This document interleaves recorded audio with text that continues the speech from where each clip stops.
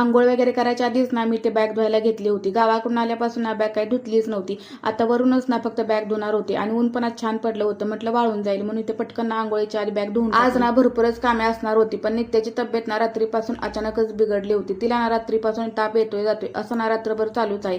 मग त्याच्यासाठी ना आधी मी ते उपीट बनवायला घेतलं. मॅडमना ना आज काही उठावसच वाटत नव्हतं. तिचं फक्त ना असं लोळायचं काम चालू होतं. माणूस जर आजारी असेल ना तर त्याच्या तोंडाची चवच निघून जाते आणि त्यात लहान बाळ जर आजारी असेल ना तर काही विचारूच नका. हो ना, मग इथे नित्याच्या तोंडाला चव यावी म्हणून रव्याचं उपीट केलं होतं आणि तिला पटकन 2 घास चारून घेतले. कालच्या दिवशी नित्याची तब्येत बिघडल्यामुळे ना तिने कोणतंच काम करू दिले नाही. ती खूपच ना चिडचिडपणा करत होती. मग दुसऱ्या दिवशी दुपारी ना हे घरी जेवायला आल्यानंतर आम्ही पटकन बॅगा भरून घेतल्या. आज जरा थोडी तब्येत तिची बरी होती पण ती मला सोडायला तयारच नव्हती.